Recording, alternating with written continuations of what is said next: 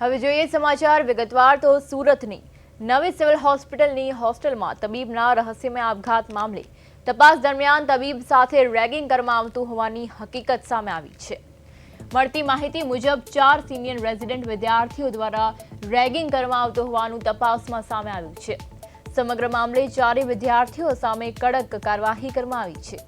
ચારેયને 6 મહિના માટે સસ્પેન્ડ કરવામાં આવ્યા છે।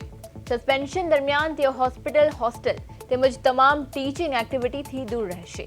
તબીબના આપઘાત બાદ સમગ્ર મામલે તપાસ હાથ ધરવામાં આવી હતી, જેમાં રેગિંગની બાબત સામે આવતા તંત્ર દ્વારા કાર્યવાહી કરવામાં આવી છે।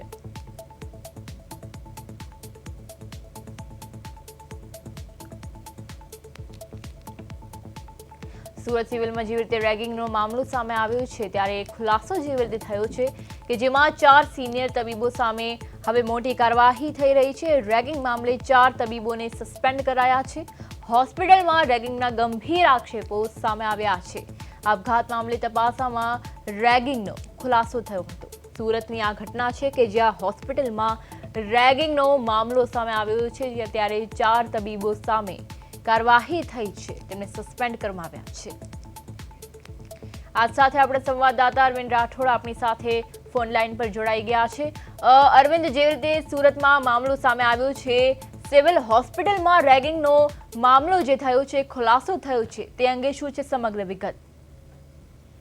બિલકુલ, સુરતમાં જે પ્રકારે ગઈકાલે નવી સિવિલ હોસ્પિટલના હોસ્ટેલમાં 30 વર્ષીય રેસિડેન્ટ ડોક્ટર છે તેમણે રહસ્યમય રીતે જે આપઘાત કરી લીધો હતો અને તેમાં મોટો ખુલાસો છે તે આજે થયો છે। કારણ કે પોલીસ અને કોલેજ તંત્રની તપાસમાં જે મૃતક છે હર્ષ પંડ્યા અને તેમના ઉપર જે 4 સિનિયર રેસિડેન્સી અને વિદ્યાર્થીઓ દ્વારા રેગિંગ કરવામાં આવતું હોવાનું સામે આવ્યું છે અને રેગિંગનો જે ખુલાસો થવાની સાથે જ 4 આરોપી જે સિનિયર વિદ્યાર્થીનીઓને છે તેઓને 6 મહિના માટે હોસ્પિટલમાંથી સસ્પેન્ડ કરી દેવામાં આવ્યા છે અને બીજી તરફ જે તમામ ટીચિંગ એક્ટિવિટીમાંથી પણ તેમને સસ્પેન્ડ કરી દેવાય છે। ત્યારે આ મહત્વની વાત છે કે હર્ષ પંડ્યાના આપઘાતથી લઈને જે રીતની ઘટનામાં પિતાની જે ફરિયાદ અને તેમને જે શંકા ગઈ હતી, ત્યારે આખો મામલો છે તે બહાર આવ્યો અને રેન્કિંગની જે તપાસ હાથ ધરી હતી, ત્યારે જે સિવિલ હોસ્પિટલના ડીન જયેશ બ્રહ્મભટ્ટ અને મેડિકલ સુપ્રિન્ટેન્ડન્ટ સંયુક્ત જે અધ્યક્ષતામાં રચાયેલી જે આખી કમિટી હતી અને તેમણે જે રીતે રેસિડેન્ટ ડોક્ટર અને તેના પરિવારજનોના જે નિવેદનો છે તે નોંધવામાં આવ્યા હતા અને ત્યારબાદ આ મોટો નિર્ણય છે તે લેવામાં આવ્યો છે। પરંતુ જે રીતે રેન્કિંગની ઘટનાએ લઈને ચોક્કસથી ક્યાંક ને ક્યાંક જે તબીબી આલમમાં એક શોકનો માહોલ છે, ત્યારે આવી રીતે જે 4 લોકોને અત્યારે સસ્પેન્ડ કરવામાં આવ્યા છે, પરંતુ લોકોની માંગ છે કે તેમને કડક સજા કરવી જોઈએ, કારણ કે આ વહાલ એકનો એક જે હર્ષ છે પંડ્યા તેમનો આમાં જ ભોગ લેવાયો છે। જી અરવિંદ, ચોક્કસપણે એટલે સ્કૂલ્સ અને કોલેજીસમાં તો રેગિંગ થતી હોય છે, પરંતુ હોસ્પિટલમાં રેગિંગ થાય એ પણ 4 સિનિયર રેઝિડન્ટ દ્વારા, ત્યારે આ મામલો કેટલો ગંભીર કહેવાય તે વિશે આપ શું કહેશો? ચોક્કસથી જે પ્રકારનો આખો મામલો છે અને ગંભીર છે અને રેન્કિંગ એટલે કે આ હોસ્પિટલમાં આ રીતે રેન્કિંગની ઘટના થાય અને એકના એક વહાલસો હોય અને જ્યારે મરવા મજબૂર થવું પડે એટલે ખૂબ ગંભીર મામલો છે। પરંતુ હોસ્પિટલમાં આ રીતની ઘટનાઓ બને છે એટલે હજુ પણ કેટલુંક તપાસ અથવા તો ચોક્કસ દિશામાં આની તપાસ થાય તો આવી ઘટનાઓ બનતી અટકી શકે। એટલે કડક હાથે હોસ્પિટલમાં આ રીતે વહાલસોયા કોઈને ગુમાવવાનો વારો ન પડે અને જે રીતે સિનિયર જુનિયરનો આખું કાંડ ચાલતો હોય છે અને તેમાં જે રીતે વર્ચસ્વ મુન્નાભાઈ ફિલ્મોમાં જે રીતે થતું હોય છે તેવા દ્રશ્યો અહીં સુરત સિવિલ હોસ્પિટલમાં ચોક્કસપણે સામે આવ્યા છે। ત્યારે આ રીતની ઘટનાને હજુ આવી કોઈ બીજી વાર દુર્ઘટના ન સર્જાય તેના માટે ચોક્કસથી જે કમિટી રચી છે અને ખાસ કરીને જવાબદાર અધિકારીઓ કડક હાથે પગલાં લેવા પડશે તો જ આવી ઘટનાઓ અટકશે। એટલે રેન્કિંગને લઈને ત્યારે આવી ઘટના અને એક વહાલસો જે ડોક્ટર છે તેને આપઘાત કરવો પડે એટલે ખૂબ મામલો ગંભીર છે તે માનવામાં આવી રહ્યો છે।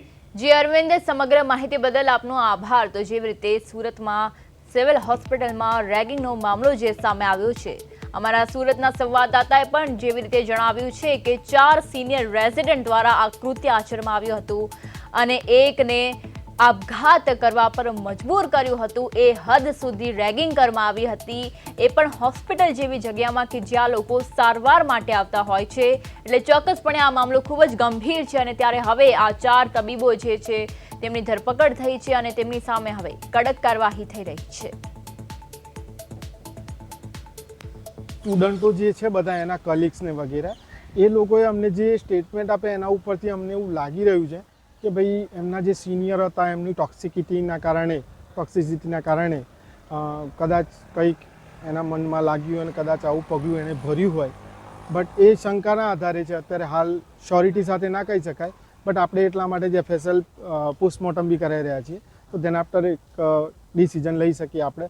બટ એ ઓવરઓલ આ લોકોના સ્ટેટમેન્ટ ઉપરથી દેખાઈ રહ્યું છે અમને. જે ફોટા જોતા એ લોકોને એવું લાગ્યું કે હમણાં પર કંઈ ભાઈ શંકાસ્પદ લાગે છે. પછી એ લોકો પાછી ડીનની ઓફિસમાં કે મિટિંગ કરી, તો ડીનને ત્યાં બોલાવ્યા, સુપ્રિન્ટેન્ડન્ટને ત્યાં બોલાવ્યા, HODને ત્યાં બોલાવ્યા, બધાને બોલાવ્યા, અને એની સાથે જે વિદ્યાર્થીઓ અભ્યાસ કરતા હતા એ બધાને ત્યાં બોલાવ્યા અને બધાને લેફ્ટ રાઈટ લીધી, બધા એ ઇન્ટરવ્યૂ લીધા બધાના કે ભાઈ આમાં સત્ય શું છે, જે હોય તે તાત્કાલિક બોલી દો. તો છોકરાઓને ટોર્ચરિંગ થાય છે એ હકીકત છે અને રેગિંગ પ્રથા અમલમાં છે.